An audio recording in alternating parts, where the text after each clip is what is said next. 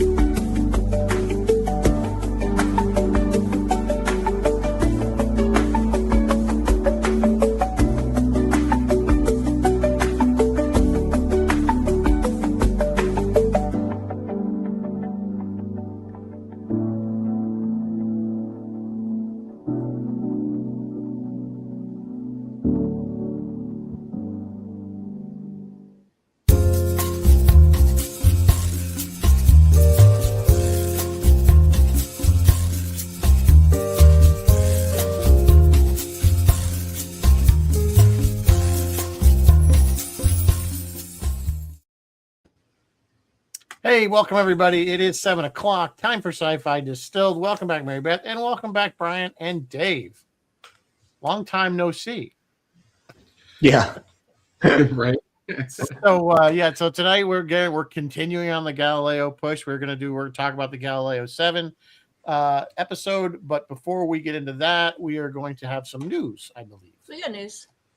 I got 3 items of news tonight, including what Mr. Shatner was doing at the Saturn. Oh, wait, but before that, if those of you who like pop print media, there's 2 things on newsstands now. One is the Supernatural 20th edition, but the other is the Star Trek 60th edition. That's been on newsstands for a while, and it will be leaving in April. So for those of you who like this kind of stuff, go get it now. All right, moving on. In the news tonight, Rizzo, I want your opinion on this stuff. News from the well. And it is a very deep well. Schwarzenegger says he will be back as Conan for a sequel called King Conan. The Hollywood Reporter has confirmed that Schwarzenegger and Christopher McQuarrie are going to try to relaunch the Conan the Barbarian franchise. McQuarrie has directed 4 Mission Impossibles. He's going to write and direct for 20th Century Studios. Rizzo, what do you think? Arnold's 78 now. Okay, let's break this into 2 pieces. I think you could. I think Conan is probably one that's probably ready for a reboot. I mean, it's been long enough. Why Shatner? He's ancient. He's going to be what, his grandfather or something? He's the king. He's King Conan now. He's King Conan. Yeah, he's King Conan. So he won't be the run around looking buff and naked. We'll get a new guy to run around and look buff and naked. We'll get a young guy for that. Yeah, I mean, we'll see. I guess. I don't know. But let's face it, the first 2 movies were not exactly Ben-Hur. No, but people love those movies for some reason. I know. They have a certain, as far as because that was during that whole. It's Arnold running around hot and naked. Well, it was that part of the 80s was very popular with sword and sorcery. We had a lot of sword and sorcery type movies. Yeah, and then they had like Red Sonja or whatever. Yeah, that was another one. That one wasn't very good. He was in that as well, by the way. But yeah, so I don't know. Yeah. We'll see. Well, that's happening. All right, moving on with the news tonight. Last week, we talked about Nathan Fillion going around collecting Firefly cast members. Fillion says there will be a big announcement this Sunday, March 15th at AwesomeCon, where they are all scheduled to appear. And the fandom right now, I was just kind of looking on social media, the fandom is in such a frenzy over what it might be that if it's something dumb, they might turn on them. Like they might, people are like freaking out hard. If it's not a reboot of the show, anything less than that is going to be, My money is on radio show. You think radio? I think animated follow-up like Babylon 5 had. I don't know. Disney was talking about relaunching it. So, and the actors are still young enough to pull it off. Yep. So the question remains with me is if you do it and Disney does not have a great track record of taking care of precious IPs, we'll say. Yeah. They have to get, and I know he's not popular, but they have to get Joss back, or at least any of the other writers from that show, the original show. The writers, yes. Joss admittedly is persona non grata nowadays. However, I would take note that Sarah Michelle Gellar is relaunching Buffy without Joss. So if she can do that, then, and I would trust Nathan and Alan Tudyk to do it. Yeah, I think there was Joss didn't write all those 13 episodes. There were other writers, so they can pull in some of those other people, and I think pull it off without him. But they have to, again, don't do what Paramount did and go, oh, we don't want anybody that had anything ever to do with Star Trek because we are going to make new Star Trek. And the people working on Star Trek don't know anything about Star Trek. So if they do that with Firefly, it's going to be a nightmare. Yeah, we'll see. We'll see. I would hope Nathan and Alan, I feel like they'd speak up, but maybe they wouldn't. I don't know. All right, finally tonight, guys, the Saturn Awards were last Sunday night. I don't know what the hell they were thinking. On the movie side, they gave it to Avatar, whatever the recent Avatar is for sci-fi, Wicked for fantasy, and Frankenstein for horror. Have you guys seen the new Frankenstein? It's a romance. It's a romance movie. What the hell? Well, however, it was a romance movie. I mean, it was a romance. It was a romance book, sure. But on the TV side, they did give Andor Best TV, and they gave Diego Luna and Stellan Skarsgård Best Actor and Supporting Actor, which I 1,000% absolutely do agree with. However, the moment of the night came when Brent Spiner and Jonathan Frakes presented the Saturn Hall of Fame Award to William Shatner, who graciously accepted it with a long explanation of how he came to sing Rocket Man. How Rocket Man is now a metaphor. He didn't really sing it. He more of poetically spoke the lyrics. Huh. Yeah, he goes into the whole story as to how and why and what, how that all happened.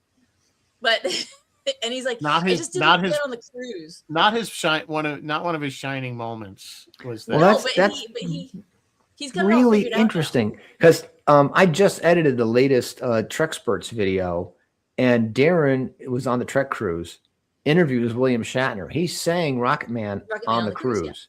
Yeah. And he's talking to Darren about his take on Rocket Man in the interview. Alone. He found the word alone. Yeah. And then, So you saw it. Yeah, it's really interesting that those two things would match up like that. Yeah. He basically says all of that. The interview, not the interview, him accepting the award is on YouTube for those of you who want to go find it. Just Google Saturn Awards, William Shatner. And he explains all of that. I wonder if he was working on that speech when he was talking to Darren. That's really interesting. I don't know if he knew he got the award. Well, maybe he did know he got the award. Yeah, I don't know. But he talks about being on the cruise, and he talks about singing it and working on the song with the band on the cruise. Oh, okay. And trying to sort it out. So yeah, it's very, very Shatner. It's 1,000% Shatner. I gotta find that Saturn Awards. Okay. Yeah, it's on YouTube. All right, Rizzo, what are we drinking tonight while we talk about the Galileo? Since the Galileo 7 was going to investigate a quasar, we have a drink called a quasar, right? So this is layered drink, so you have to kind of do the layering. If you don't know how to do that, you do that with a bar spoon. But so it's apple brandy, pear liqueur, Malibu lemon, and then you just kind of layer it. Yeah. So it stays layered. Well, yeah, if you do it right. Bill Sotak was on that cruise along with our friends John and Annie, and also Bruce and Andrea. Bruce and Andrea, yeah. They probably all got to see Shatner singing Rocket Man live. That cruise has gotten very popular. I remember when it first started, they were practically giving away cabins on that thing. And cruise, they've sold their starting sales now for next year, and I bet it's half. Well, I mean, especially this year, it's being the 60th. I know Las Vegas is already sold out. Pretty much for their. I think the only thing you might be able to get is a day pass. For one day, but the weekend I think is sold out already. So it's going to be busy. Yep. Any other news, or that's it? We got right. Okay, so let's go, guys. The Galileo project. Where are we at? How are we doing? We're doing very well. Very well. There you go. Bill Leonard at probably some early awards. Anyway, go ahead. We're doing very well. We're 2.5 times our original target, but we don't feel like we're finished. we're past build the building and make the best building, and the oh damn it, Observation. This is great. He gets stuck I'm such on a this mental all the block. time. I don't know what it is, but he cannot say it. I wrote it down. Observation deck. The observation deck. Obs boo. It's such a mental block. Mental The observation deck is in our rear view mirror, and now we're working on the video wall. And we've talked about it on the show before. It's to make the back of the room look like the landing bay or a planet or space or whatever we want to make it look like. And now I'm doing a Dave. Now you're doing Dave. No, if you're doing Dave, it'd be this. You're giving Dave a hard time the other night because he kept putting his hands in front of the camera. So that's for reference. Yeah, so we're 256,000, which is great. There's still lots of space on the Wall of Fame if people want to join. It's not too late. It looks a lot better than that now. Dave had a model built of what it looked like when they got it before the restoration. They've had a model of the pre-restored shuttle made from Neil Smith. Amazing. Yeah, he did it's beautiful. Job. It is a nice model. Yeah, he did a really nice job with that. So there's still lots of opportunities to pledge. Believe it or not, we still have pieces of the original 11-foot Enterprise available.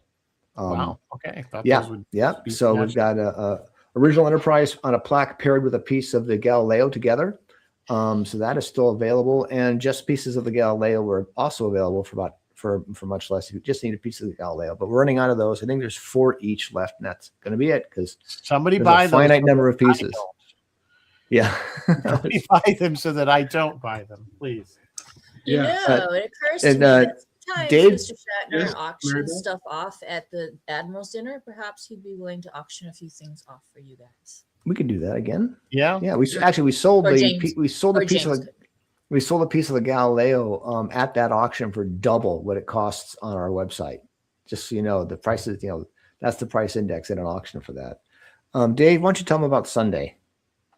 Oh yeah, well we're gonna do something really fun, a little bit like an old style telethon countdown with some amazing guests. So we're got a lineup that's going to start with Mike and Denise Okuda, and then Darren Dockerman, Doug Drexler, and we're also having Jim Payne from Trek World on with us.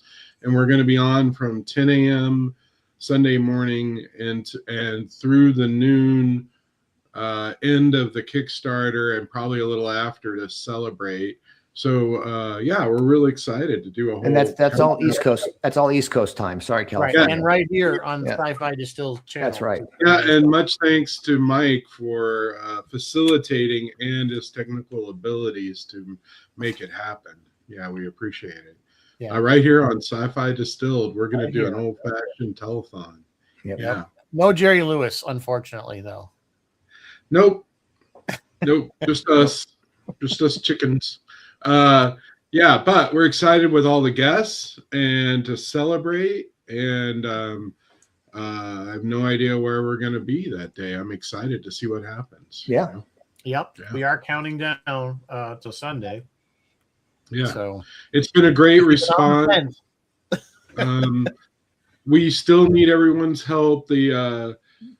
As much as we've gotten done, the volume or video wall, I really think is the last key thing to really make the room shine. And I'm very excited and hopeful that we can reach a level where we can pull it off and pull it off well, because I think that's going to make the room magic, and give the Galileo the home everybody would imagine. So I got my fingers crossed that we can get there. Yep. Yeah. I've got late breaking news, and thank you, John Capes. Mr. Shatner's had a bit of an accident on one of his horses and is undergoing surgery for a shattered shoulder. Oh my goodness. I saw that come up, and I thought that was an old news story because he's had so many horse accidents. Because he did have a horse accident a while back. Yeah. Apparently, these are all, the byline is all like 4 hours ago. So yeah. My goodness. Wow. Oh, that's not good. So, well, our best wishes to Bill, of course. Yeah. Nothing stops him. Hopefully he recovers. Of course, at his age, it's always a slow road. Yeah. So. Yeah. And look at him at pretty much 95 riding horses, and You know, I know this is a strange question. Does it say if it's his right or left shoulder?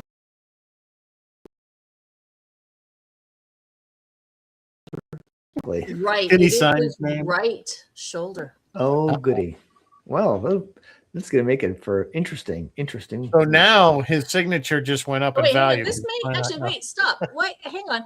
This is dated March 11th. What's today? March 11th. But it says the Star Trek alum who turns 95 later this month opened up about the scary incident during the the Saturn Awards. So it had to have been surely before the cruise. It was the old injury then. Yeah, I wonder if it is. Reporting this like it was news. I've got 1, 2, 3, 4, Yeah, 5 articles all dated like today, 33 minutes ago. William Shatner's had a horse injury. No, guys. Yes, he has, but a while back.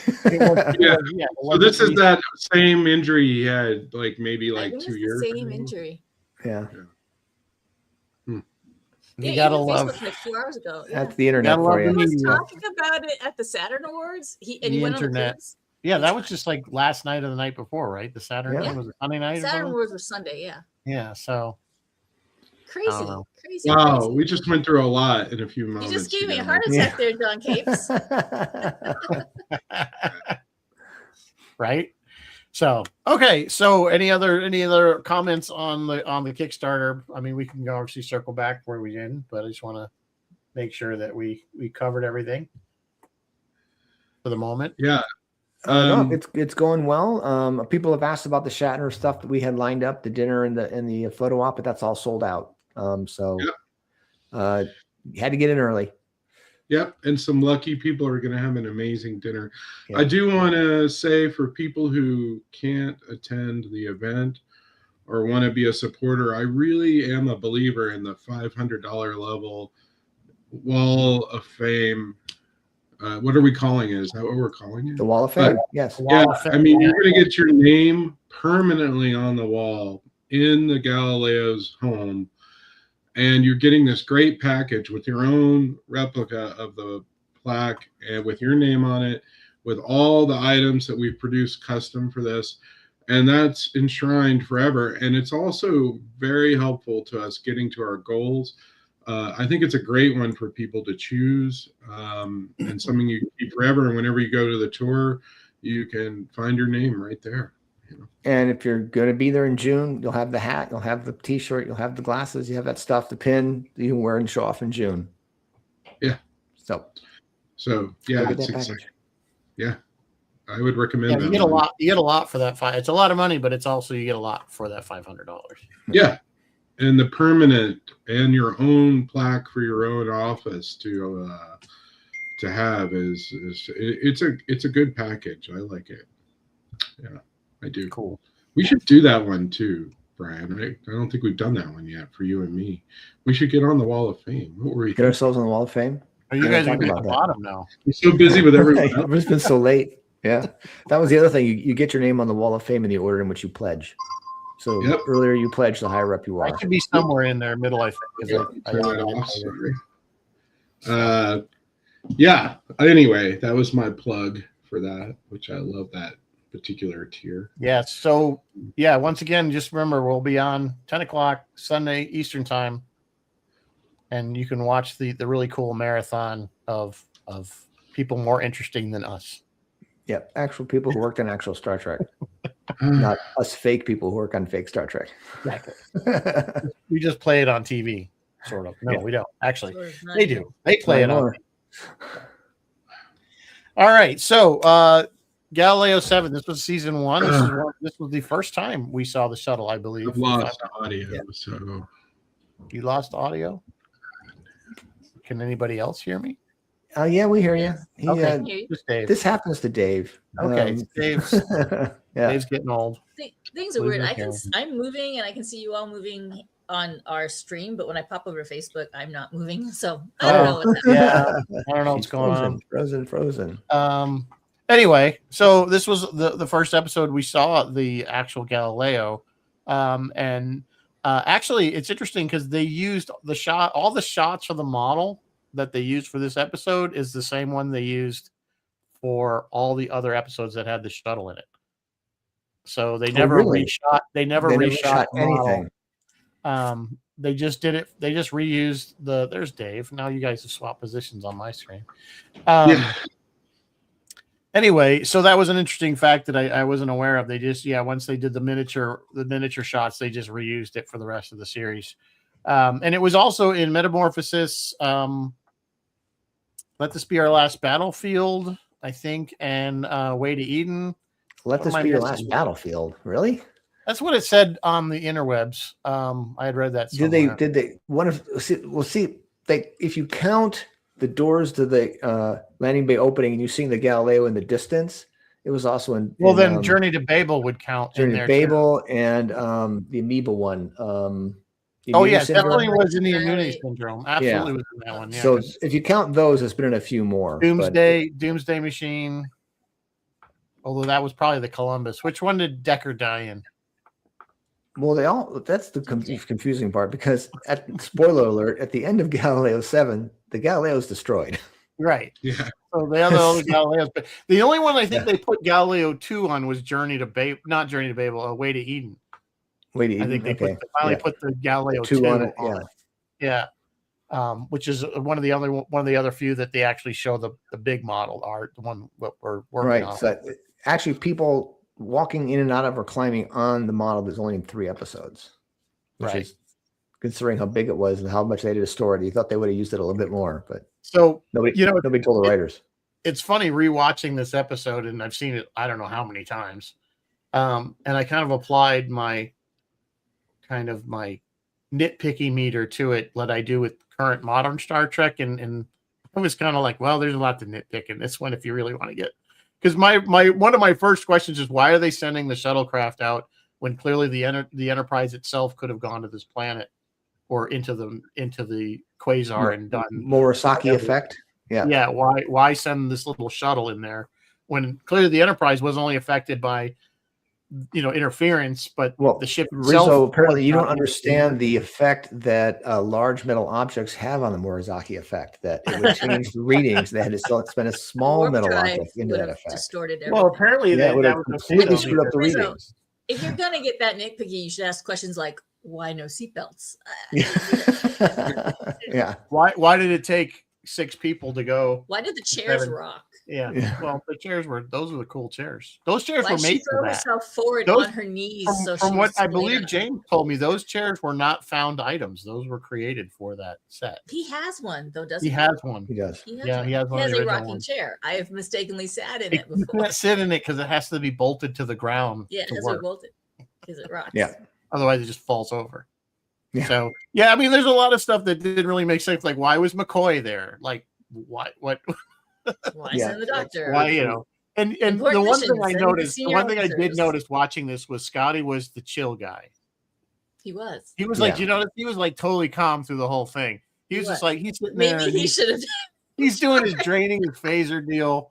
And they're having this argument, and Scotty goes, "Well, good." He goes, he does a comment like, "Well, good luck with that." Like, basically, Scotty's like, "Hey, I landed on Omaha Beach. This is nothing." Scotty. I just thought I'm like, he was like mellow through the whole thing. He's like, "Yeah, whatever. I'm just draining my phasers." He keeps fixing things. Yeah. So when he opened that panel and showed 7 phasers all in that one panel, I just like, that's amazing. It is. Yeah, all those phasers all in one place. It's $7 million worth of equipment right there. Not Galileo related, but I couldn't help but notice that this episode also had a couple interesting things for the bridge. It had one of the very few overhead shots of the bridge.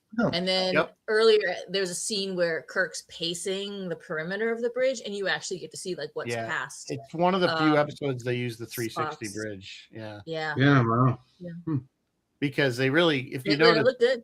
Yeah, it looked good, but it really became I know it was hard for them to shoot anything other than that overhead shot because the size of those cameras and to get them in there into the space and do it, it was, that's why they always took that wedge out. Like for the pacing, they had to have flown the view screen and maybe. I'm guessing because there were so few bridge shots in that show, because it all happens on planet, that they set it up that way because they had the time. Yeah, this was one of the first episode that was Spock centric. Yeah. And you know, it always kind of one thing that always kind of never made sense to me either was, you know, they kept saying this is Spock's first command. I'm like, he's a commander. He didn't get to be a commander without having some command of his own on the landing party or something before that. It just seemed kind of not really his first command. I mean, I felt it was just Bones digging at him a little bit. Well, that's what Bones does a good job of digging at him. Yeah, he does. Bones does a good job of digging at him. Bones. So you know, of course they land on the planet and then they find these giant ape-like creature things, with spears, and whatnot. And of course, who gets it first? Latimer gets it first, right? Yeah, Dave. Yeah, Latimer gets it first. Yeah. And then poor Gaetano, depending of how you pronounce it. John Marshall kind of pronounced it, I think, different than everybody else did. But I thought Don Marshall's character was a little over the top, though. What do you guys think as far as kind of a chain of command thing? He was kind of out of line a lot. Yeah. He was. And he honestly, if this was a real emergency situation, he would not be worried about burying people and stuff like that. No, I mean, you know, and if I was the dead guy, I'd be like, don't worry about my dead body if it's going to make everybody else I think that guy may have had a problem with Vulcans in particular, and that might have been part of his attitude. I'm getting sick and tired of this guy. A lot of people have trouble with Vulcans on this show. Yeah. Aliens. Xenophobia. Yeah, it's a great theme. Well, the other thing that I thought was a little out of character for Spock was when he starts kind of questioning himself. I did everything right. You know, I took the steps, the proper order. That was out of character for Spock. And he was kind of like, you know, he was distracted. And I'm like, that seemed he didn't seem like he would kind of break down. The whole episode was out of character for Spock. And I think Leonard said as much at some point. Because I think I read that this was not one of Leonard's favorites. Interesting. No, that's correct. Yeah, he thought it made Spock look weak, which it did. And I agree with him. I absolutely agree with him. Yeah. Well, that, you know, him sending up a flare at the end, which actually is probably more in line with, I believe that is a procedure, you know, that the military would, in a military situation, they would do as a desperate kind of last digit. Let's just fire off the fuel and hope somebody sees the thing. You know, because it was a kind of an interesting ending. How, you know, they and this is so typical of most shows of the era. You know, they're joking with Spock, and I'm like, well, two guys are dead. You guys are laughing, but you know, hey, they did that at the end of Doomsday Machine, where like a whole crew, and then you know, and the planet was blown up with people and everything, and they're like, you know, it always cracks me. Yeah. But aren't we glad that Kirk didn't just like take off? Kirk like slowly turned around and slowly walked away, looking behind himself several times. You know what I mean? Like he didn't just, it just, the whole thing was a little bit. That whole end thing with the laughing was probably one of the worst parts because I thought it did seem but so. They do that every week, so after a while, it was so forced though. Yeah. We got to end on a happy note. That's what that is. And a happy end on a happy note. All well that ends well. End with Nichelle leaning on the back of her chair in the oddest position, like she's like waiting, like it was clearly like they were gonna set Spock up, like okay, here we're gonna set him up. We're gonna set him up to admit that he had an emotional outburst. Yeah. So you and there are plenty of other episodes that demonstrated that much more clearly. So I think. Oh yeah, well I think one of the because when during the Enterprise incident, when he realized that Kirk is really alive. Yeah. Oh no, Amok Time. That was Amok Time. He thought he was dead. Yeah, Amok Time. And he had Jim. Oh, that's right. Yeah, that was Amok Time. Yeah. It was at the end of Amok Time. And he goes, Jim, and he goes, I shall do neither. You're not going to admit that for 1 second you had an emotional outburst. No. Yeah. No, I'm not. I'm not giving in. I don't know why, but I always had a thing about Commissioner Ferris's silly little mini cape on the back of him there. I always thought that looked stupid for some reason. I don't know why. Like somebody just didn't have enough fabric, and he got. And you know what they called him? You notice they called him Galactic High Commissioner. because at the time they hadn't written the Federation into the story yet. Oh, really? How late? Yeah. There's no Federation yet, so they called him Galactic High Commissioner. Federation was later episodes when they had somebody of that. It was Federation High Commissioner. That was Gene L. Kuhn. He's the one that invented the Federation and the Klingons.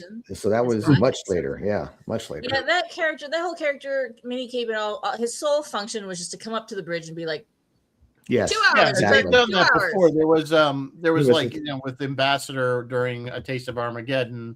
They've done whenever that. there's an ambassador on board or step-in commander, Well, they're just there. Just hanging out on the bridge. They went back back to command, that, yeah, like he lives there. Even during what's the one where they get old there? Where they Deadly age? Years. Deadly Years, the same thing where you have a Commodore who's anxious to get to his command, and he takes command, but he's never commanded a starship, and he takes him into the neutral zone. Yeah, because he's an idiot. Because I'm thinking, even if you get to Commodore level, even though you may not have commanded a ship, which doesn't make any sense because Commodores are in charge of multiple ships. That's kind of what a Commodore is, but that you wouldn't know that it's a bad idea to go through the neutral zone. Well, it's a Commodore is also, if someone's a captain rank on a ship, they call him Commodore because there can only be one person called captain, right? So they promote him.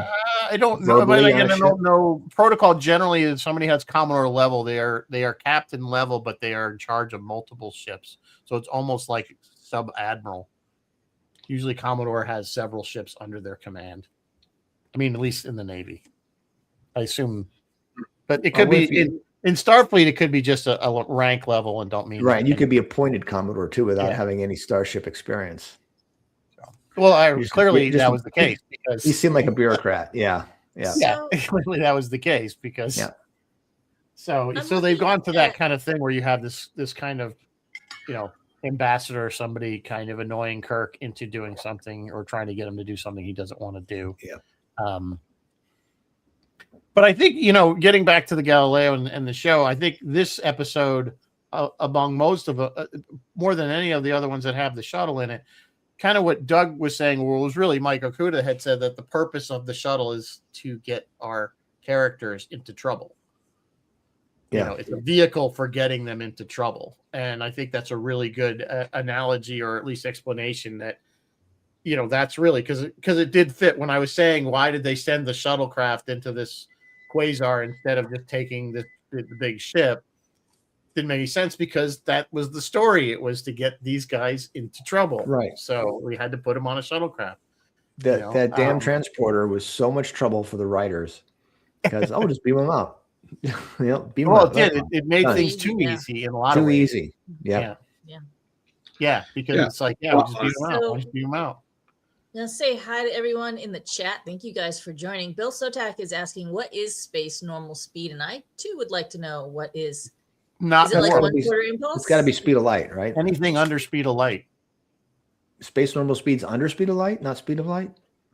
Well, under space normal, because you go to warp, warp is over speed of light. So I would think. Is it the 60 miles an hour of the space? Well, I think it's when they call impulse power and stuff like that. So it's going up very fast, but not superluminal.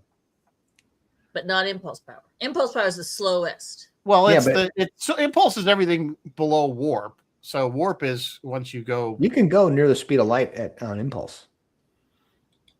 Yeah, they never really clear on speeds with that, but they never. Even still, my point is, it's. I think the idea was that it was anything under. It wasn't going to warp. That's what the point was. Is that I took it as slow because it was part of. It was when Kirk was like, "Okay, we're leaving." Yeah, we're gonna just go. We're gonna walk away instead of run. We're gonna slowly walk away. Right. Which is interesting because when he finally get the crew on board and then he finally goes, "Okay, Mr. Cthulhu, warp factor 1." Wouldn't you say no? Full speed, whatever. Yeah, whatever. That's how they're late. So warp because we're late. Yeah. And it never cracked me up. It's like, if this drug was needed on New Paris so badly? I think it was New Paris, right? Why was there this 2-day wait? Why weren't they going right away to New Paris or to wherever was going to? For that matter, just go warp 10, go there, drop the stuff off, warp 10 back. Yeah, I mean, I don't know. That's a lot of stuff that, again, once you can't drill down too far. It's all writers' convenience. Not that kind of show, kid. I'm looking at trivia over here, and someone is saying, and this could be wrong, this is the first instance we see Spock giving us something along the lines of the needs of the many outweigh the needs of the few or the dead in this case. It was kind of the first time. He doesn't say it quite that way, though. No, he doesn't say it, but it's implied that he's saying, hey, somebody's going to have to stay behind. So, shh. Yes, that John Capes is saying warp speed. Yeah, warp speed is so 1 is speed of light, 2 is 10 times, 3 is 100 times, 4 is and it goes up very quickly. Exponentially goes faster. Exponentially now. Yeah. Which is why they theoretically could never hit warp 10 because you turn into a lizard. It's too many zeros. Yeah. John Capes was also asking about these shirts. They're kind of cool. We found them on eBay. They're 35 years old, and they're from when there was I'm looking it up. It was when Lynn Miller had acquired the Galileo, and there was a restoration process.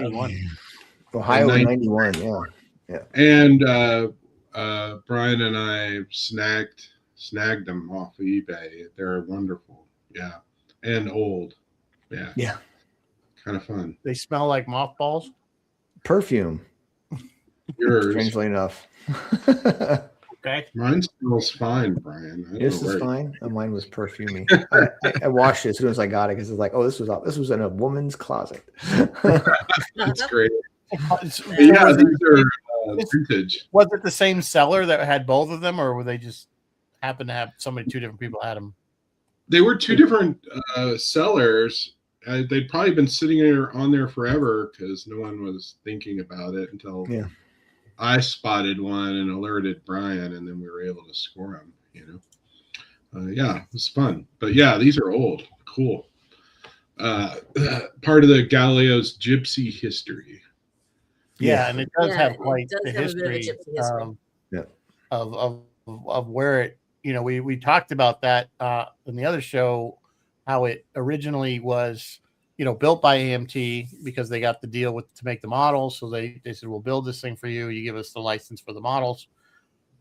and as I said on the other show, I'm like, the reason that, like I said, if the studio had built it, it would have been like half a shuttle. Yeah. It wouldn't have been even the whole thing, it would have been this made out of cardboard practically. Pieces. And would never survive, that's for sure. So we're lucky that happened and that we have it here to be able to display it. But then after the show was over, it got sold to the School for the Blind. Donated it or something. Which I don't know what they would have done with it. Like, what was the Jim Payne just related a crazy story about that. Is new news. I guess someone got in touch with him who was there when it arrived, and when it came with chairs, and it came with a sort of basic console that was built into it, probably for visuals when you were shooting for people getting out. So there was, according to that person, chairs that were in it and consoles, because it came straight from the studio to the School for the Blind. And Jim also found out that there was like some financial connection between the School of the Blind and the studio. It didn't just randomly get there, that somehow maybe somebody from the studio supported the School for the Blind. I mean, there was a connection that caused that. I guess my question still is, what were they going to do with it? What did they do with it? I don't know. Like what was I'm trying to figure out what the School for the Blind would need. Something along the lines of what does the School for the Blind need with a starship? Something along the lines of, we're going to throw this thing away. As long as you're throwing it away, why don't you take it here and the kids can play on it like a play set, because it's a spaceship.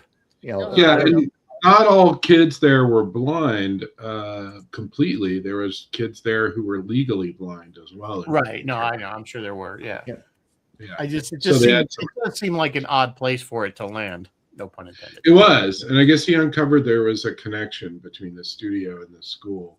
Yeah. So from some logic, from there, but that was getting passed around, I think, from collector to collector that who had it in their yard and ended up in a junkyard, I guess, for a long time.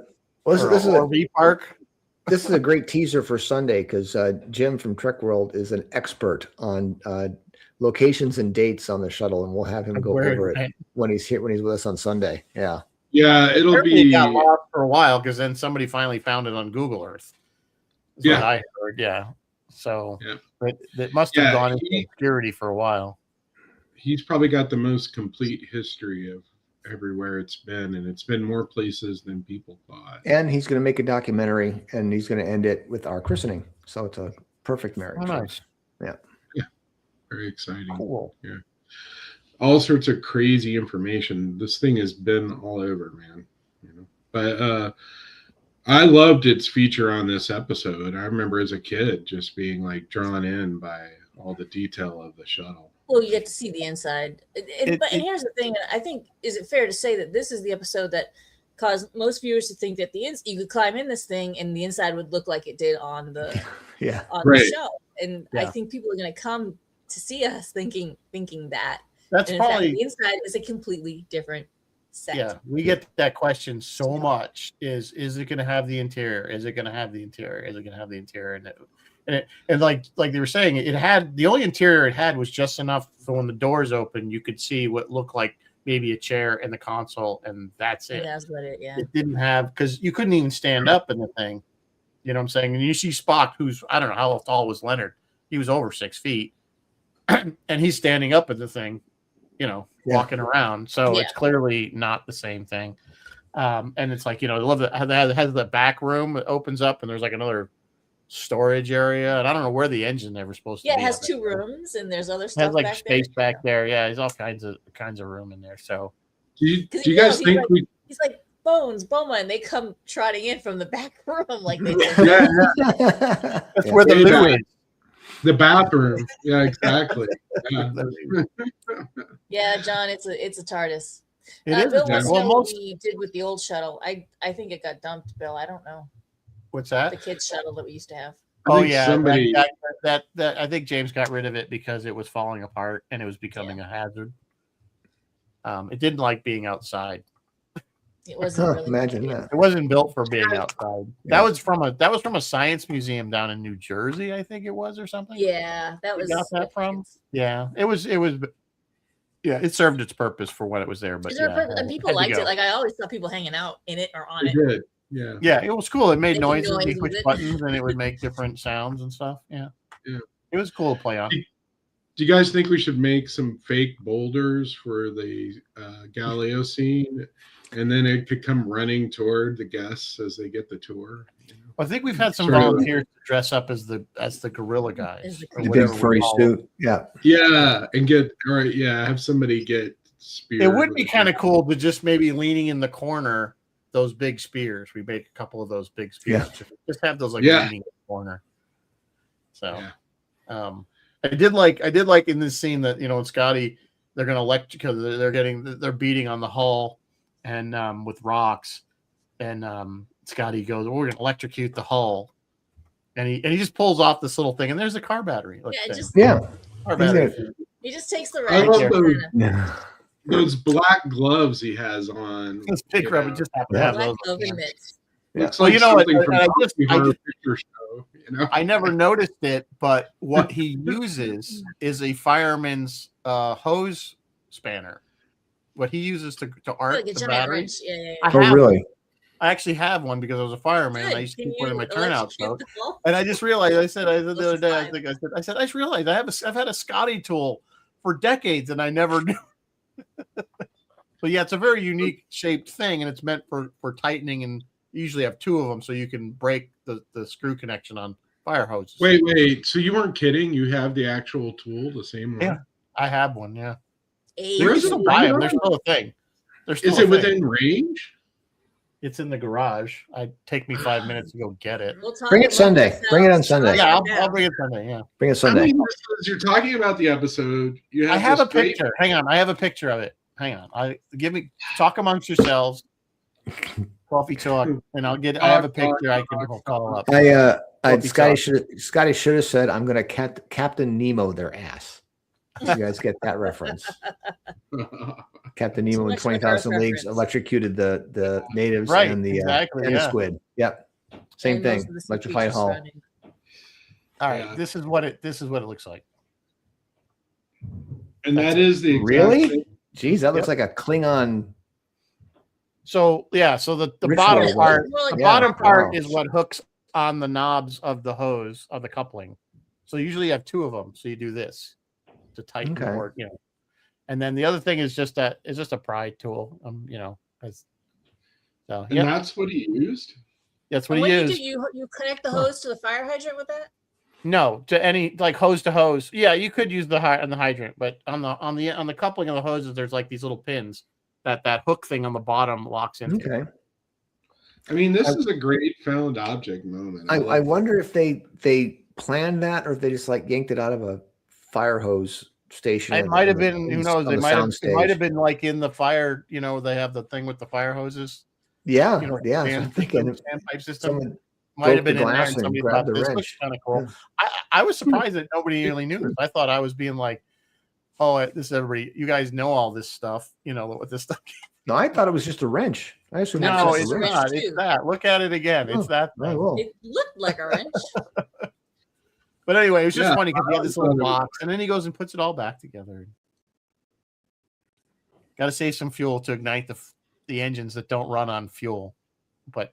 Well, they run on phaser batteries now. Apparently. What did he dump? But if it's warp capable, it could have a warp core somewhere and drive and everything, right? They were using the phasers to get them some. First, they lost all the fuel. Then they used the phasers to get themselves airborne again. Mm-hmm. So then, what did he dump and ignite? The fuel, like what I'm saying. It's plasma, we'll call it. I don't know. Plasma. There you go. Plasma. Yep. Okay. That's not that kind of movie, kid.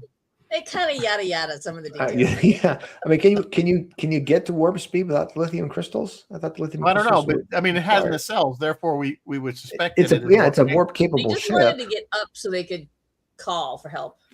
But the Menagerie, when they're chasing the Enterprise, they're running out of fuel as well.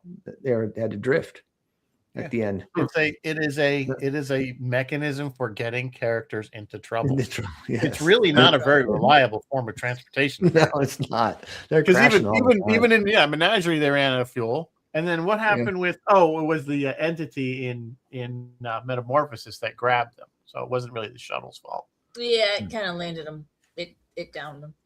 Yeah. But one of the things I noticed, if you compare this to like the next gen shuttles, this one is just, to me, it's still better. If you go to like the more modern, because especially with the next gen has a little tiny one. Remember the little tiny shuttle? It was like the door opened up the back. Yeah, and there was the Akutas talked about that on our video. They said that ship had to be designed to fit in the room they were using as a hangar deck. As a hangar deck. Right. So they had to shrink the shuttle to fit on the hangar tiny deck thing that they had. Yeah. It's like the smart car of shuttles. Yes. They did eventually make a bigger one, I believe, if I'm not mistaken. Eventually they had, and then of course, when we got the DS9, they had the runabouts, which I think were really cool design. Hey, Mike, I just dropped. And there's this kind right there. I just dropped the picture of him with pod. Yeah. That's when that was the inspection pod when they were on our Facebook thread. I just just dropped the picture of him with the fork in his gloves. If you want to grab it. Oh wait, what was this one? Okay, let me see if I can get it. That's an inspection pod. That's like the worker bee or something they call it. That's a worker bee. That's a worker bee.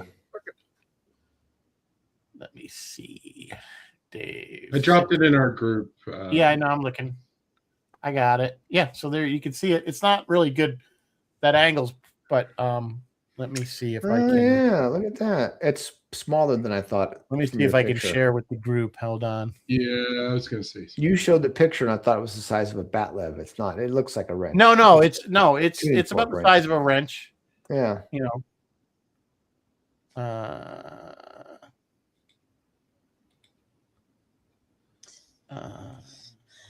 Look at all the pretty pictures, you guys. So many good shots in this stupid thing. And I don't usually go for pop culture stuff.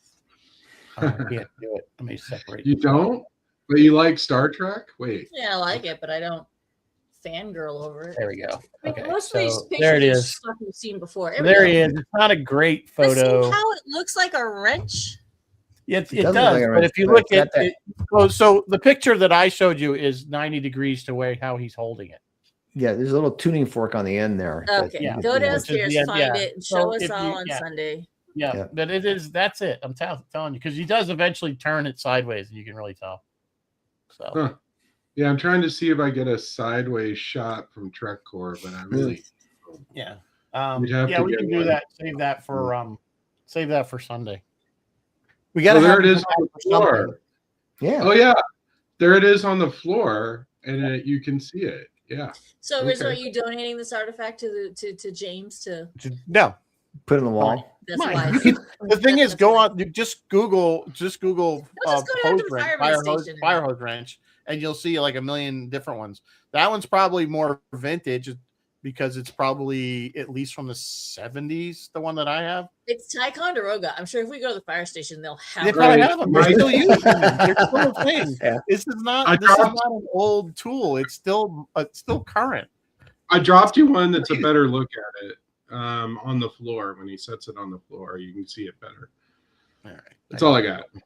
Yeah, It's son of a gun. I know.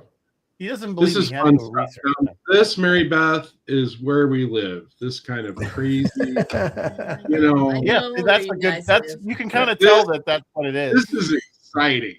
Okay, Yeah. A new thing. A new thing. a newfound object. I Mike, guarantee Oh, I need to you. go on. Should I go on? No, I Mike? won't go on. No, I won't I go will on never Fleet Workshop understand. because next thing I you know, will there'll be a run never on Never people understand. trying to buy fire it is hose. fabulous. Yeah, but I go get one now. 'Cause I guarantee you both Dave and James will have one before the end of the year. I can't I believe James don't didn't know need this. one. Guarantee it. James will want one. Yeah. Yeah, we'll I'll need bring it one up on to the him going next side. time. I'm going, look what I You have. need one on the set to short out car batteries in the back of the Galileo. Yeah. Yeah. Right. You You're need gonna it. have to You're get one going to there. short out a battery. You have to have one of these. Yeah. It's lucky he didn't weld it to the battery. Yeah. Hey, That's why you do it really fast. Yeah. Yeah. but yeah, I've that done photo with you other can things by accident. see it on the floor, and that's definitely what it is. It's crazy. Yep. Good Yep. job, man. Oh, We're gonna that's about post me. you on Fleet Workshop as official discoverer of found object. Yeah, I would have never. I would have. I'm surprised that honestly that nobody didn't know already. I didn't think it was like I didn't think I had some kind of epiphany. John Capes. Yeah. Meanwhile, on eBay, all those fireman wrenches just shot up in value. Right, exactly. People Everybody's like identified a them. fire wrenches now. Like- The- like a the- Graflex the- It's These like fire- the, damn it, the supply Graflex companies. flash attachment. You will never be able to get one in about Yeah. 6 months because they'll all be Right. gone. yeah, it's just It was gigantic like- flash. Yeah, there's going to be like a poor the firemen aren't going to be able to get their wrenches anymore because they're all going to be That's right, sitting on yeah. people's shelves. Right. Those gloves are great. They're like glitter gloves. They're They've got glitter. I think they glitter were on them. oven mitts. I don't know that for a The, fact. the but I would rubber suspect. gloves that he had, I thought they were Yeah. just like insulated. No, they look. Put that picture back. Oh up. yeah, It's they're like sparkly. yeah, you're right. Those were. I think they made those for the Oh, show. That looks like something Maybe the they weren't two- meant to play with they would- for. Rocky Horror Picture Show. you Yeah, know? I mean they're Yeah. not like. I thought originally, They you look know, that sequin. I thought they were just like big rubber, like insulated. Like you go to the you go to No, like they a look quilted. hardware If, type if, you're, store. if you're a Lost in Space fan, the Saticons had costumes made of the same material from the 60s. Yeah, Yeah. that's 60s We'll have to tell Roy that. Roy knows everything about Lost in Space. Saticon. It was a Saticon fabric. Yeah. He's an expert on. Oh, space Roy time. is? Oh, God, good. I talked to him on Friday. We'll see about that. You guys are going to be on there. We'll be in there with you again. yeah. Yeah. Yes, remind me, and I'll grab the spanner. It's sitting. The funny thing, it's on the pegboard in my garage, and I'm not even sure what it's like. I'm like, oh, it's a tool, so it goes on the pegboard. Yeah. But Rizzo, I I've must just ask, had it for do decades. you I mean, I haven't been a have fireman the since the need '80s, for a so fireman's wrench? Like, do you have fire hoses and things to attach them to at your house that you need? no, this I do for? have I have a leather fire helmet hanging right there that I used to have. That traditional looking fireman's helmet. And I did have my turnout jacket, but it was so ratty, I finally threw it away because it was just like falling apart. It was just because it was used when I bought it because stuff was so expensive, and my department didn't give you stuff. If you wanted your own gear, you had to buy it. Or what? Turn up in your T-shirt? No, they had stuff. They were really. I'm sure they've changed now because this is like 30 years ago. They used to have gear on the trucks, but the stuff on the trucks was like jackets and the really high hip boots that go all the way up to your hips, the rubber boots, and helmets. So you kind of had to buy your own gloves, but you could grab the stuff off the truck, which never fit because you never could find the size that fit you. So either I had stuff that was too big for me, or so you ended up wanting to buy your own stuff so that when you got there, because you usually got there before the truck did, you're all volunteers. You could have all your turnout gear on, ready to go. So I still have stuff. I even have one of those, the fiberglass yellow looking ones that are more modern. I have one of those down the basement somewhere too. Do you have a shield with 51 on it? Actually, well, my shield is actually it's engine 50. Was it? 52 was the ladder truck. Oh, so close. Yeah, I used to love Emergency. That was such a great show. Jack Webb show, 2 guys in a truck. And really, that show was pretty accurate. With the only exception was which they do in every TV show that has a fire, is the smoke. Smokeless fire. The show was pretty accurate. Otherwise, most fires is like, if you want to see what it's like in a fire, do this. Yeah. Yeah. And that's about your visibility level because you can't see nothing. And I've been through it, so I know exactly. It's true. You can't see shit. So anyway, hey, we're almost at the end of the hour. Look at that. And we didn't really talk that much about it. I feel bad that people came here to have a dissection of the Galileo 7, and we didn't really. We hit the high points. I'm surprised that the ape-like creatures didn't run away when they took out their fireboxes and started vaporizing people. You think they'd go, right? I think, but they didn't shoot them. Remember, that was the whole thing. They are definitely more primitive. Well, that was the point, though. Yeah. Spock didn't kill them. He didn't shoot at them. He just shot near them. Prime so that's what they were saying. If you had killed it wasn't even a thing then, so they didn't need to worry about it. Yeah, that was the argument that Gaetano was making, or not Gaetano, Don Marshall's character. Beaumont. I forgot. Anyway, he was saying, we should, kill them, and then they'll be like, okay, we're not going to mess with those guys. Mess with them. Yeah. He just pissed him off. Didn't you think they would have an emotional reaction, Mr. Spock? And there was no prime directive yet, so they could have said, "Hey, we're gods." So, Yeah. They could have like it. Well, I think anybody would be prime directive. I'm not getting a spear through my gut. But even like their phasers, they fired their phasers. Even just random shots should have. Yeah, you're right, Brian. You think it would have frightened him, but apparently it had the opposite effect. Just made him angry. Whatever. Yeah. Made him angrier. What you didn't see was the 2 feet sticking out from under the shuttle that had striped socks on. Toes curled up. Yeah. You killed my sister. Anyway, Bulma. That would be a very funny photograph. We'll have to stage that photograph.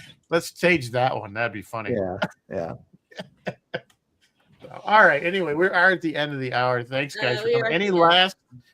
This is the pitch for the Kickstarter. Oh, now tune in Sunday. And watch us count it down. And hopefully sell out. Roy. We've still got some tickets left for the christening, where you're in the room when George and Walter crash the bottle on the shuttle, and so those tickets left. We still have tickets left for watching it happen on the bridge, and you still get all the goodies with it too, the patches and the hats and the shirts. So pledge now. Sunday we're bringing this thing in. We are starting the countdown. Yep, we could use people who are thinking about committing. This between now and Sunday is a great time to jump in with us. It's a great cause for the Galileo. Yep, get your name on that wall. Be a part of history. Get on that wall, because it's going to be there until they who knows? Yeah, forever. Yep. I don't know. Roy obviously is doing Metamorphosis. We'll all be there on Roy's show Friday, so you're going to see us all over again on Friday. The other Galileo, one of the other Galileo episodes. Roy's doing Metamorphosis, the one that introduces us to Zephyr Cochrane. Yeah. Phil, I can tell you that Phil is interviewing members of the band Rephistramus. And his buddy shows Destiny, the Voice of Science Fiction. He has a major article in Radio World this month. Go check that out. But yeah, we're I don't know what we're doing next week. It'll be all over by then. We can report on what happened, I guess. Yeah. Maybe I'll come up with it by Friday and we can say on Roy's show. We can say on Roy's show for once, because he always asks me, and I'm always like, I don't know. Just tell him just to watch us, Roy. You know me. I always figure it out on Monday morning. Yeah. So, anyway. Thanks for having us on, guys. Yeah. Oh, well, thanks for coming. We appreciate it. And thank you for all the work you guys were doing on this project. It is important. And I hope people realize how important it really is to preserve this thing and to have it where people can enjoy it. I think that's the important part. You know, we want to see it. We don't want it packed away in a warehouse where nobody can see it. So exactly. It's a piece of history. Yeah, piece of television. It very much is. Yeah, it's exciting. And it's going to be a big addition to what James has already done there and to take it to a next level. So yeah, very cool. Yep. Okay. All right. On that note, we'll say good night. Live long and prosper. Good night. And as always, may the force be with you. Always.